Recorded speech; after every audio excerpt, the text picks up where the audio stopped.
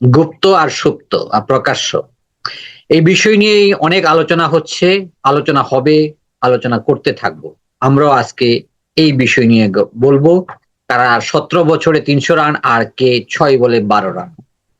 Titu today আপনাদের channel, খবর, মতামত, বাস্তবতা। আমি বাংলাদেশ। ধন্যবাদ। যারা আজকে আমার আলোচনা শুনছিলেন তাদেরকে অভিবাদন জানাচ্ছি। আসসালামু আলাইকুম রহমতুল্লাহ আমার আলোচনা শোনার জন্য। যে বিষয়টা নিয়ে আপনাদের সাথে কথা বলবো গুপ্ত এবং সুপ্ত।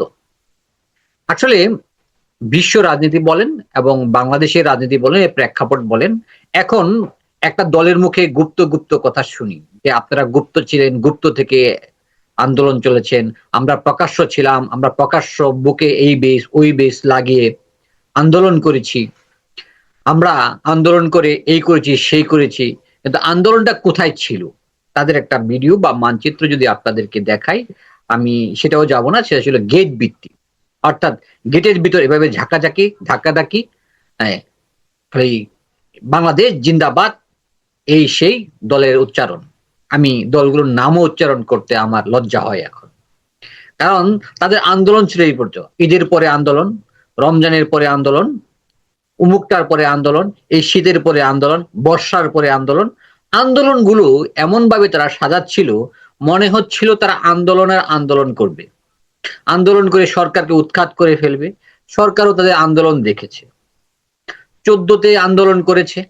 আন্দোলন করে কি হয়েছে? বলেছে ঠিক আছে, তাদের একটা সান্ত্বনা দিয়েছে। একটা নির্বাচন তো হয়ে যাচ্ছে, কয়েক মাস পরেই আমরা এটাকে আবার রিনিউ করব। কিন্তু ১৪ এর আন্দোলনে তারা দেখলো যে আরো ৫ বছর। ১৮ তে তাদের সাথে নির্বাচনে গিয়েছে। কাকে দিয়েছে? নেতৃত্ব দিয়েছে। যার নিজস্ব ক্ষমতা নাই তাকে নেতা বানিয়ে নিয়ে তারা নির্বাচনে গিয়েছে। রেজাল্ট কি? রাতের ভোট, দিনের ভোট রাতে হয়েছে এবং আল্টিমেট রেজাল্ট আমরা জানি। রেজাল্টটা হচ্ছে আবার পুনরায় একই ক্ষমতায়। ২৪ এ মনস্টার হয়ে গেল। ২৪ এর নির্বাচনে সেই মনস্টার তার নিজের মতো করে নির্বাচন করলো। নির্বাচন করে কি করলো? আমি দামি নির্বাচন দেখলাম। আমরা এই ১৭ বছরের আন্দোলন, আরো ৫ মাস এই আন্দোলনগুলো কিভাবে দেখলাম? আমরা ওপেন ১৭ বছর ৩০০ রান করে ফেলেছে একজন বলে ফেলেছেন। কিন্তু একটা জিনিস আন্দোলনের একটা মুহূর্ত বা একটা সেকেন্ড লাগে, একটা পরিবর্তন লাগে। অর্থাৎ আপনি যে আন্দোলন যেভাবে করা উচিত সেভাবে ধাক্কা দিতে হবে। এখন তারা আন্দোলন করেছে। তারা ২০২৯ সালের নির্বাচনের আগে আর নির্বাচনের স্বপ্নই দেখছিল না। এবং তাদের বিলীন যাওয়ার সম্ভাবনা ছিল। কিন্তু যাদেরকে আজকে তারা গুপ্ত বলছে, তারা কলম এই রাজনীতিতে ছিল, আন্দোলনে ছিল এবং এই আন্দোলন কিভাবে গুছাতে হবে বাংলাদেশে, তারা কলম জানত। সে জানা থেকে আজকে বললাম। তারা বলতে পারেন গুপ্ত। কারণ তাদেরকে প্রকাশ্যভাবে তাদেরকে যদি বলা হতো যে তুমি তো এই দল করো, মার দূর এটার ওটার শিকার হতো। তাদেরকে প্রকাশ্যভাবে ন্যায় কথা বললে, অন্যায়ের বিরুদ্ধে প্রতিবাদ করলে, এই যে আজকে আমরা যে কথাটা বলতে পারতেছি স্বাধীনভাবে এটা নিয়ে আলোচনা করতে পারছি, যে স্বাধীনভাবে আলোচনার অধিকারটাই তো তারা কেড়ে নিয়েছিল। কেন? কারণ তারা যা বলতো তাই আইন। তারা যা করত তাই আইন। তাদের কোনো নতুন কোনো আইন ছিল না এবং ৭২ নামে একটা সংবিধান ছিল। এখনো যেটা একজন সুপ্ত, যিনি নিজেও গুপ্ত ছিলেন অর্থাৎ অন্তর্দানী ছিলেন, তিনি সেটাকে আঁকড়ে ধরে রেখেছেন। বলতেছে ৭২ সংবিধান, ৭২ সংবিধান। আবার কেউ তো বলছেন ৭২ এর সংবিধান নাকি বিরোধী দলের জন্য লজ্জা, তারা তাদের পরাজয়ের কারণ দেখাচ্ছে। আপনার তো জন্মই হয় না আপনার দলের তখন। তার বাবা তখন রাজনীতি করত। আমার জন্ম হয় নাই সেটা আমি বলবই। আপনার কি রাজনীতিক এই প্রজ্ঞা বা জন্ম হয়েছে? যারা আজকে সংসদে গিয়েছে তারা কতজন মুক্তিযুদ্ধে গিয়েছে? আজকে মুক্তিযুদ্ধের বড়াই করছে। আমি দেখলাম বিরোধী দলকে রাজাকার বা অন্যান্য আলবদর ট্যাগ দিচ্ছে। আবার দেখলাম বিরোধী দলে মুক্তিযোদ্ধা আছে। এবং স্পিকার স্বয়ং বলছে যে এই বিরোধী দলে একজন মুক্তিযোদ্ধা আছে। সাতক্ষীরা ৩ এর এমপি জামাত ইসলামের। উনি মুক্তিযোদ্ধা এবং উনি যে নোরাঙ্গনে ফাইট করেছে সেটার সাক্ষী স্বয়ং স্পিকার। তাহলে আমরা এখন ৭১-এর বড়াই করি। ৭১-এর দাবিদার যারা ছিলেন সেই দলটা ছিল আওয়ামী লীগ, তারা তো এখন আর নেই। ২৪-এর আন্দোলনের তোড়ে তারা চলে গেছে। ২৪-এর ৩৬শে জুলাই তাদের বিদায় হয়েছে ৫ই আগস্ট। সেই জুলাই আন্দোলনের যে স্রোত, সেখানে তো আপনারা আজকে যারা ক্ষমতাসীন তারা তো সেটাকে সমর্থন করেন নাই, বা সেটার পক্ষেও আপনারা ছিলেন না। তারা এই আন্দোলনে ভয়ে ভীতু ছিলেন। এই আন্দোলনে আমরা যদি এদেরকে সমর্থন করি তাহলে আবার আমাদেরকে জেলে যেতে হবে, জেল জরিমানা ভুগতে হবে, এবং এই সরকারের যে বিগত যে ফ্যাসিস্ট সরকারের রোষানলে পড়তে হবে। সেই রোষানল থেকে বাঁচার জন্য আপনারা বলেছেন যে এই আন্দোলনের সাথে আমাদের কোনো সম্পৃক্ততা নেই। কাদের সম্পৃক্ততা ছিল সেটা কইলাম আওয়ামী লীগ সরকার বুঝেছিল, যার কারণে তার পতনের দুদিন আগেই সেই দলটাকে নিষিদ্ধ করেছিল, জামাত ইসলামী। অর্থাৎ সে বুঝেছিল গুপ্ত হোক সুপ্ত হোক যাই হোক, এই দলটা যেহেতু জীবিত আছে, তাদের কার্যক্রম যেহেতু বন্ধ নাই, সুতরাং তারা ইন্টারনালি গুপ্তভাবে কাজ করে তারা এই আন্দোলন সংগঠিত করেছে। তাহলে আপনাদের কথায় প্রমাণিত, গুপ্তভাবে দলকে সংগঠিত করে অন্যদেরকে মোটিভেশন করে এই আন্দোলনকে ২৪-এর আন্দোলনের বিজয় কেতন জামাতের হাতেই ছিল। এই জিনিসটা পরবর্তীতে এনসিপির জন্ম হয়েছে। তাহলে আমরা এনসিপি কে বলতে পারি ফ্রন্ট লিডার, যারা এনসিপির বর্তমান নেতা। আর ব্যাক লিডার কে ছিলেন? জামাত ইসলামী বা ছাত্র শিবিরের সংগঠনের ছেলেরা। আজকে তাদেরকে আপনারা গুপ্ত বলছেন। সবচেয়ে মজার বিষয়, গুপ্ত বানানটাও আপনারা ভুল করছেন। আবার লিখছেন যারা গুপ্ত রাজনীতি করে তাদেরকে নিষিদ্ধ চাই। আরে ভাই, তোর তো নিষিদ্ধ ছিলি না। আন্দোলন করতি গেট ধরে, হ্যাঁ আন্দোলন, পাশেই পুলিশকে থাপা দেওয়ার চেষ্টা করতো, কাকে ধরে নেওয়া যায় কাকে ধরে নেওয়া যায়। সে আন্দোলনগুলো আমরা দেখেছি। বাকি ১৭ বছর আমরা কথা বলতে পারিনি। এই আন্দোলনগুলো আমাদের দেখা হয়ে গেছে।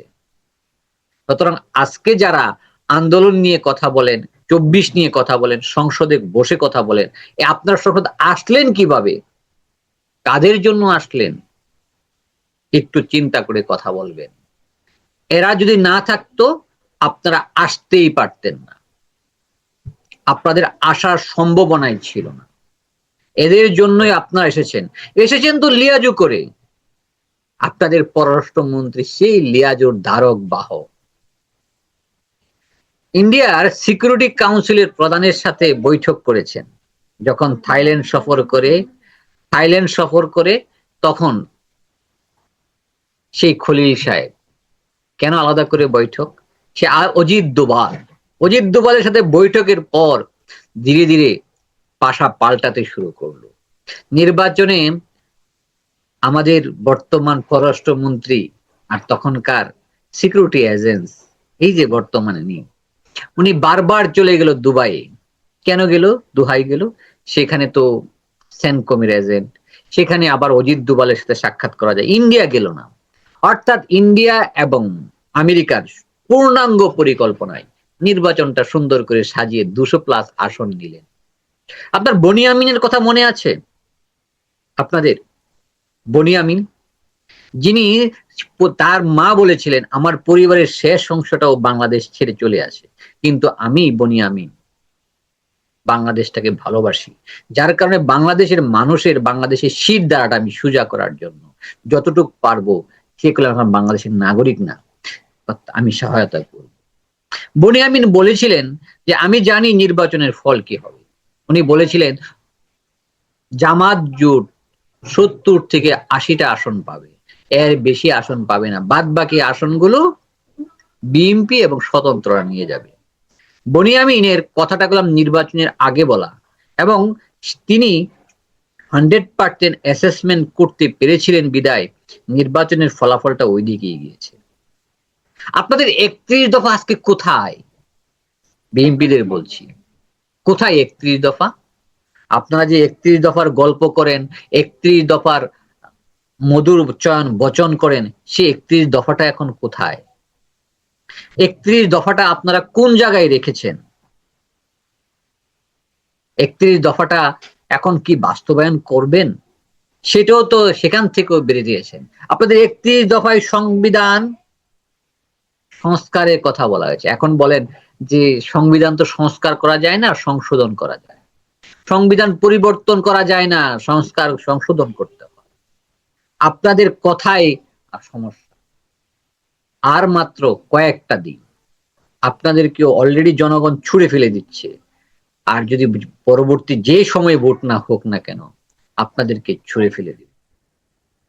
আওয়ামী লীগের সাথে কি মুসলেকা দিয়ে ওয়াদা করেছিলেন যে আমরা যদি ক্ষমতায় আসি আওয়ামী লীগকে পুনরায় রাজনীতি করার সুযোগ দিব। আবার জামাত ইসলাম কি আগের জায়গায় যাবে? আপনারা বুঝতে পারছেন আওয়ামী লীগ যদি রাজনীতি করার সুযোগে আসে, জামাত আগের জায়গায় যাবে না। জামাতের যে জনপ্রিয়তা বা জামাত জোটের যে জনপ্রিয়তা তৈরি হয়েছে, সেই জনপ্রিয়তায় জামাত জোট আরো ভবিষ্যতে আরো তাদের ভোটার সংখ্যা বাড়বে, জনপ্রিয়তা বাড়বে। সুতরাং আপনারা সুকৌশলে আওয়ামী লীগের সাথে যে চুক্তি হচ্ছে সেটাকে কেটে দিয়েছেন। কারণ ভারতও চিন্তা করছে এখন আর আওয়ামী লীগের দরকার নেই। বিএনপি যেহেতু আমাদের কথা শুনে আমাদের মতোই চলছে। আপনারা কি বলেছিলেন যে আদানি চুক্তি বাতিল করবেন, এখন বলছেন এটা আমাকে পড়তে হবে, বুঝতে হবে, এরপর এটা নিয়ে চিন্তা ভাবনা করতে হবে। অর্থাৎ আদানি চুক্তি বাতিলের সম্ভাবনা আর নেই। আপনারা আরো অনেকগুলো চুক্তির কথা বলেছিলেন, কিন্তু একটা কাজের জন্য আমি আপনাদেরকে সাধুবাদ জানাই, যেটা হচ্ছে আওয়ামী লীগের সাথে যে বেইমানিটা করেছেন সেটার জন্য। আওয়ামী লীগের বিরুদ্ধে যে অধ্যাদেশটা আসছে সেটা সংসদীয়ভাবে পাশ করেছেন এবং আওয়ামী লীগকে এখন আইনগত বা সাংবিধানিকভাবে নিষিদ্ধ করা আছে, তাদের কার্যক্রম, তাদের সবকিছু। এর জন্য দেখলাম যে অনেকেই লিখছে আমি আওয়ামী লীগ, আমি ছাত্রলীগ। আরে ভাই, এগুলা আবেগে লেখাই যায়। এখন আপনি সাংবিধানিকভাবে নিষিদ্ধ দল, সুতরাং আপনি যখন এই সাংবিধানিক নিষিদ্ধ দলের কাজ করবেন, আপনাকে বিভিন্ন আইনি ঝামেলায় পোহাতে হবে। লক্ষ লক্ষ টাকা আপনার পরিবারের খরচ হবে। এখন আপনাদের নেতারা এসে আপনাদের রক্ষা করবে না, আপনার বাড়ির জমি জমা বিক্রি করতে হবে। সুতরাং আজকে যে বিষয় যাদেরকে আপনি গুপ্ত বলছেন, তারা আবার সুন্দর করে গুপ্ত সুন্দরকে এমন ভাবে উচ্চারণ করেছে যে গুপ্তটা খাম্বায় খাম্বায় দিয়েছে। এখনকার বিদ্যুৎ অবস্থা কি? খাম্বা আছে বিদ্যুৎ নাই, তার নাম খাম্বাবাই। সেই স্লোগানটার কথা মনে আছে? আমার এলাকায় যখন বিদ্যুৎ আসে তখন ৯৮, তার আগে একটা নির্বাচন হয়েছে ৯৫ পর একটা চেয়ারম্যান নির্বাচন, যে ৯৫ পর্যন্ত একজন চেয়ারম্যান ছিলেন। কারণ উনি খাম্বা নিয়ে আসছে, ৯১ নির্বাচনে খাম্বা নিয়ে আসছে যে বিদ্যুৎ নিয়ে আসবো, ডেস্কো বিদ্যুৎ, এবং খাম্বা এনে জনগণকে বোঝাচ্ছে যে এই এলাকায় বিদ্যুৎ দিব। তখন ওই এলাকার জনগণ একটা মিছিল তুলছে ওই চেয়ারম্যানের বিপক্ষে। খাম্বা আসছে বিদ্যুৎ নাই, চেয়ারম্যান তোমার গদি নাই। খাম্বা আসছে বিদ্যুৎ নাই, চেয়ারম্যান তোমার গদি নাই। তাহলে হিসাবটা হিসাব করেন যে জনগণ আগের মতো বোকাচোদা না। আপনারা এবার ইলেকশন ইঞ্জিনিয়ারিং করেন, যাই করেন, যেভাবেই হন ক্ষমতায় আসছেন, এটা সাপে বর হয়েছে জামাত ইসলামের জন্য। আল্লাহ যা করেন মঙ্গলের জন্য করেন। কেউ যদি মনে করেন এখানে আল্লাহ রাব্বুল আলামিন শুধুমাত্র আপনাদেরকে ওই যে শেখ হাসিনার সূরা আল ইমরানের ২৬ নম্বর আয়াতে যে কথাটা উদ্ধৃতি দিয়েছেন ২০০৯ সালে, সেটা যদি মনে করেন যে আমাদেরকে ক্ষমতা এইভাবে বসাচ্ছে, না, আল্লাহ রাব্বুল আলামিন প্রত্যেকটা তার বান্দাকে পরীক্ষা নিরীক্ষা করে আল্লাহর আইন যখন বাস্তবায়ন করাবে তখন সঠিক সময় করাবে, এর একদিন আগেও করাবে না। আল্লাহর আইন বাস্তবায়ন তো সম্ভব না। আল্লাহর আইন বাস্তবায়ন করলে বাংলাদেশের মানুষ নামে মাত্র ৯০% মুসলমান, কিন্তু কতজন মুসলমান তাকে যদি আমি বর্ণনা করতে যাই সেটা নিয়ে অন্য কথায় বলবো। তাকে সেখানে মুসলমান পাওয়া যাবে ১৫-২০%, যারা নামাজ পড়ে, নামাজের আল্লাহ আহকাম চলে। এরপরেও যদি আরো ধরি যে আদেশ নিষেধ, অন্যকে ঠকানো, মিথ্যাচার এবং ইমানি দায়িত্ব পালন করে, সেখানে তো 5% এর নিচে মুসলমান পাওয়াই যাবে না। তারপরও গরু খাই বিদায়, আমরা গরুখুর মুসলমান বিদায় 85% মুসলমান, এবং আল্লাহ কখন কাকে হেদায়েত দান করে আল্লাহ ভালো জানে। সুতরাং আমরা 85% বা 90% মুসলমানের দেশে আমরা একটা ইসলামিক দলকে অনেক ধরনের কথা বলি। এখন যারা গুপ্ত অবস্থায় ছিল বিদায় আজকে ২৪-এ জন্ম হয়েছে, আর ২৪-এর জন্ম হয়েছে বিদায় আপনারা আজকে সংসদে, এবং সুন্দর করে ওরাও সুন্দর করে খাম্বাতে লিখে দিয়েছে গুপ্ত। সুতরাং বিদ্যুৎ এখন গুপ্ত। সবাইকে ধন্যবাদ জানাচ্ছি আমার কথা শোনার জন্য, এবং পরবর্তীতে অন্য কোনো বিষয় নিয়ে আবার কথা বলবো। সবাইকে ধন্যবাদ। আসসালামু আলাইকুম।